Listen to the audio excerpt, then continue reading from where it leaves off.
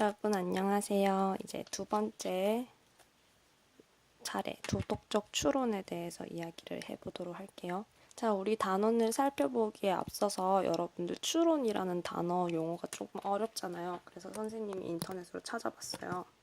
자, 우리 초록색 창에서는 이렇게 이렇게 뜻을 설명하고 있어요. 어떤 판단을 근거로 삼아 다른 판단을 이끌어낸다. 즉, 우리 도덕적 추론이라는 것은 어떤 판단을 근거로 해서 내가 주장을 펼칠 때 사용하는 방법이라고 할 수 있겠죠. 주장도 하나의 판단이잖아요. 내가 판단을 내려서 그것을 다른 사람에게 전달하는 과정을 주장이라고 하는 거니까 도덕적 추론이라는 것은 판단들에 대한 이야기라고 할 수 있겠죠. 그래서 우리가 도덕적 추론을 살펴보기에 앞서서 판단들의 종류에 대해서 먼저 알아봐야 될 것 같아요. 그럼 판단의 종류를 알아보러 갈게요. 자, 우리가 늘 살면서 지금 이 영상을 보면서도 내가 지금 자야 되는가? 그냥 잠을 안 자고 공부를 해야 되는가? 이런 거에 대해서도 매번 판단을 하고 그리고 생각을 하게 되죠. 즉 판단의 연속이라고 할 수 있어요. 우리 삶은. 그런데 이때 우리가 올바른 판단을 내려야지 바람직한 행동을 할 수 있게 되겠죠. 즉 올바른 판단을 내리기 위해서는 내가 어떤 판단을 내리고 있는지를 먼저 안다면 조금 더 올바른 판단을 이끌어내는 데 도움이 될 수 있겠죠. 자, 이 부분도 체크해 놓을게요. 자, 그러면 우리 이 사례는 간단하게 한번 볼게요. 자, 지선이가 길을 걷다가 한 아이가 중심을 잃고 넘어지는 광경을 목격했는데 이거를 지선이가 눈물도 닦아주고 일으켜주고 이런 모습을 광경을 봤다고 해요. 이 친구가. 근데 그걸 보면서 판단을 내리는 거죠. 지선이의 행동에 대해서.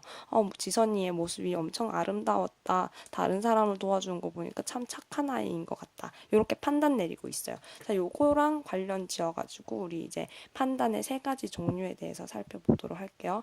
첫 번째, 일단 아이가 넘어진 것은 사실이잖아요. 넘어졌다. 어린아이가 넘어졌다. 는 사실 판단이에요. A는 B이다 라고 사실 있는 그대로를 설명을 한다면 그건 사실 판단이라고 할 수 있어요. 현재 상태를 있는 그대로 말하는 판단으로, 그리고 요거는 참 거짓을 구분할 수가 있어요. 참과 거짓을 객관적으로 확인할 수 있어요. 그 예시로는 우리 이런 것들도 있었죠. 도성중학교는 여학교이다. 이거 참 거짓 구분할 수 있나요? 구분할 수 있죠. 물론 이거는 거짓이죠.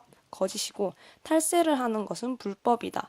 요것도 여러분들 아리송해 하는데 요거는 왜 사실 판단이냐면 우리가 탈세를 하는 것은 옳지 못한 행동이다 라고 했을 경우에는 도덕 판단이 맞아요.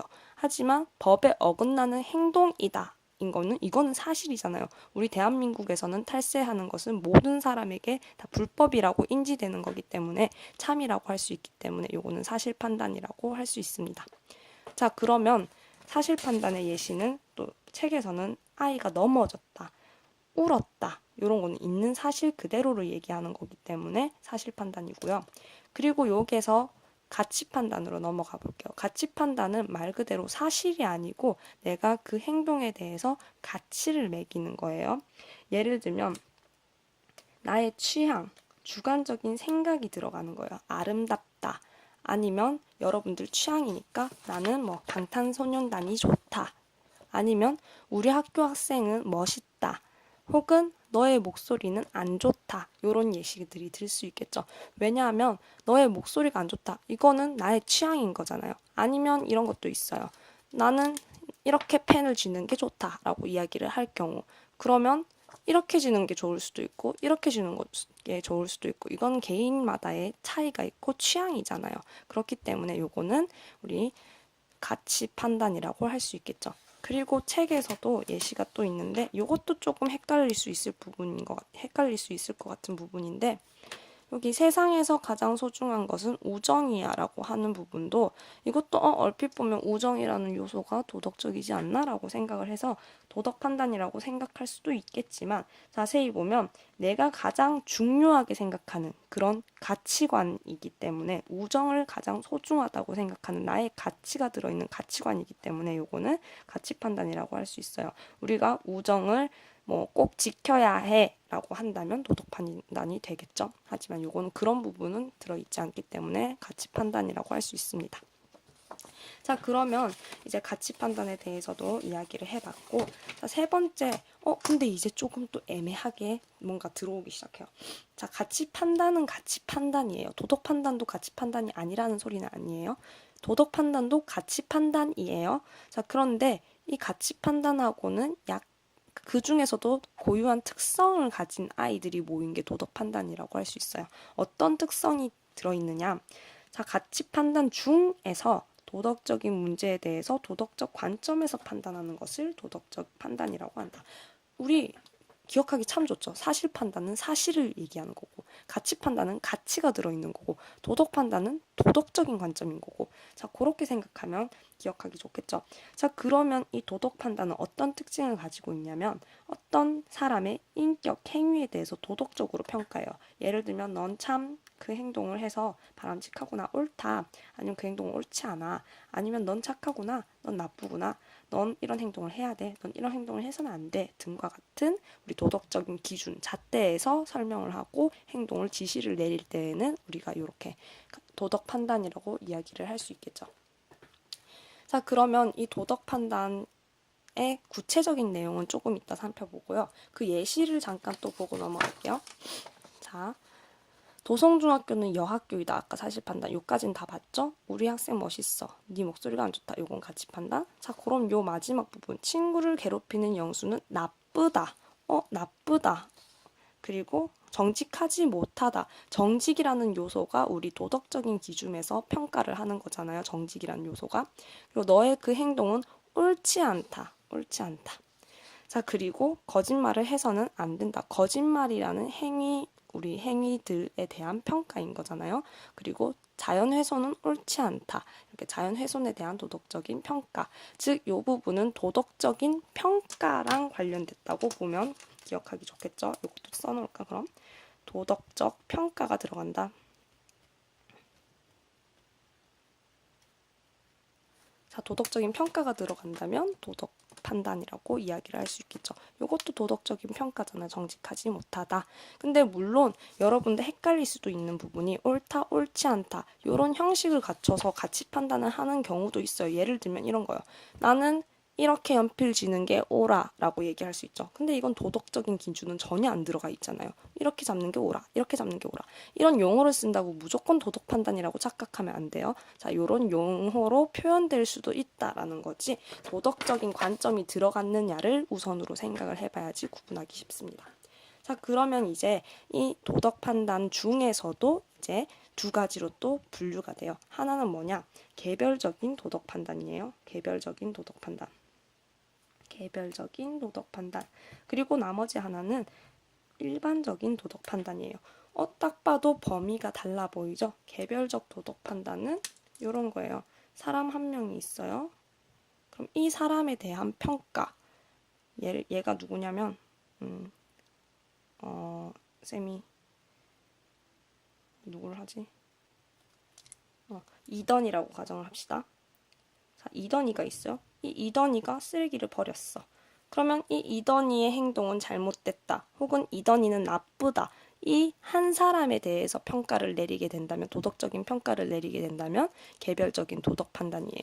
그처럼 하나의 개인, 하나의 행위에 대해서 내리는 평가라고 할 수 있어요. 자, 그러면 일반적인 도덕 판단은 볼게요. 모든 사람이나 어떤 행위 전체에 대해서 보편적으로 평가해서 내리는 거예요. 즉, 이던이가 이런 쓰레기를 버리는 행동에 대해서 우리가 평가를 한 사람에 대해서만 내렸다면 그렇지만 이 이던이 말고 쓰레기를 버리는 행위 전체에 대해서 평가를 내릴 수도 있어요. 쓰레기를 버리는 행동은 해서는 안 된다라고 할 경우에는 일반적인 도덕 판단이라는 거죠. 즉, 쉽게 생각하자면 구체적인 대상이 있으면 친구를 괴롭히는 얘기, 여기 보면 영수 나와 있잖아요. 영수는 나쁘다. 영수라는 구체적인 대상이 있죠. 그리고 너라는 구체적인 대상이 있잖아요. 그래서 하나의 행위라는 것은 너의 그 하나의 행동에 대해서 평가를 내는 거죠. 자, 구체적인 하나의 사람이 나와 있다면 개별적인 도덕 판단이고, 그런 구체적인 대상이 없을 때에는 다 도덕 판단이라고, 일반적인 도덕 판단이라고 생각하면 됩니다. 이 도덕 판단, 일반적인 도덕 판단은 도덕 원리라고도 부르고요. 예를 들면 또 이런 게 있죠. 거짓말을 해서는 안 된다. 약속을 지켜야 한다. 예를 들면 거짓말을 한 후인은 나빠. 이렇게 하면 개별적인 도덕 판단이 되겠죠. 아니면 거짓말을 그래, 그런 거. 그리고 아니면 우석이는 약속을 지키지 않아서 나빠라고 할 경우에도 이것도 개별적인 도덕 판단이에요. 이 행위를 구체적으로 한 대상이 있다면 개별적인 도덕 판단입니다. 자, 요렇게 우리 이런 차이점을 알아두고요. 이런 그리고 도덕 원리는 어떤 기능을 하냐면 우리가 도덕적인 행동을 하기 위한 지침이 돼요. 왜냐하면 구체적인 대상이 있다면 그냥 평가를 내리는 거에 지나지 않지만 우리가 거짓말을 해서는 안 된다. 거짓말은 나빠. 약속을 지켜야 한다. 평가도 들어가긴 하지만 그 행동은 우리가 지켜야 된다는 그런 규칙이 되잖아요. 지침이 되잖아요. 이런 부분에서 개별적 도덕 판단하고도 조금 차이점이 있겠구나라는 것을 기억을 해주시면 좋겠죠. 자, 밑에 있는 예시로 우리 연습을 한번 해보도록 할게요. 내 혈액형은 O형이야. 요거는 사실 판단이죠. 참 거짓을 구분할 수 있잖아요. 이거 가려야겠다. 자, 한라산이 좋아. 이거는 좋다라는 기준이 있기 때문에 우리 개인의 취향이네. 가치 판단. 자, 요거는 아까 사실 판단이었죠? 독도는 대한민국 영토이다. 이건 당연하지. 사실이잖아. 있는 그대로의 사실. 가장 소중한 것은 자신의 가치관이 들어갔기 때문에 가치 판단. 부모님께 효도해야 된다. 효도라는 도덕적인 기준, 우리 평가를 내리고 있는 거니까 가치 판단과 도덕 판단 두 개의 같이 들어가게 되겠죠. 왜냐하면 도덕 판단이 가치 판단 속에 있으니까 무조건 쓸 때 같이 써줘야 돼. 그리고 텔레비전 프로그램 중에서 드라마를 가장 좋아한다. 개인의 취향이기 때문에 가치 판단. 친구 놀리는 건 나쁘다. 친구 놀리는 행동 자체는 우리 도덕적인 기준에서 평가 내릴 수 있죠. 그래서 우리가 이건 가치 판단과 도덕 판단의 콜라보.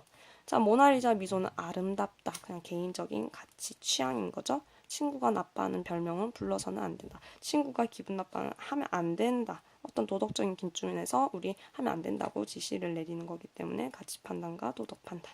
자, 이렇게 할 수 있겠죠? 자, 빈칸 채우기까지만 하고 우리 조금 쉬어갈게요. 우리 첫 번째 사실 판단에 대해서 이야기를 했죠. 현재 상태를 있는 그대로 말하는 판단이다. 그리고 얘는 참, 거짓을 구분할 수 있었죠. 어떻게? 주관적인 게 아니고 객관적으로 구분할 수 있었어요. 그리고 개인적인 취향 주관적인 생각이 반영되는 판단, 그리고 가치관이 들어있는 판단은 우리 가치 판단이라고 했죠. 여기 표에도 나와 있듯이 가치 판단 안에 들어있는 얘는 도덕 판단이고요. 도덕 판단의 의미를 보자면 이 가치 판단 중에서 도덕적인 관점에서 판단하는 겁니다. 그리고 어떤 사람의 인격, 행위에 대해서 도덕적인 관점에서 평가를 하는 거죠. 그러면 이것도 세분화하면 개별적인 도덕 판단과 일반적인 도덕 판단이라고 하는데 이건 도덕 원리라고도 부릅니다. 이거를 쌤이 안 써놨네. 도덕 원리라고도 부른다. 자, 그리고 어떤 개인, 개별적 도덕 판단은 하나의 인물이잖아요. 어떤 개인, 하나의 행위에 대해서 내리는 판단이고요. 그리고 일반적 도덕 판단은 모든 사람, 일반적인 거니까 모든 사람, 그리고 어떤 행위 전체에 대해서 우리가 보편적으로 내릴 수 있는 거. 거짓말은 한 사람이 하는 게 아니고 모든 사람이 할 수 있는 거잖아요. 모든 사람에게 지침을 내리는 거기 때문에 일반적인 도덕 판단에 해당된다. 도덕 원리에 해당된다라고 할 수 있겠죠. 자, 다음에는 도덕적 추론의 구체적인 과정을 배워보도록 할게요.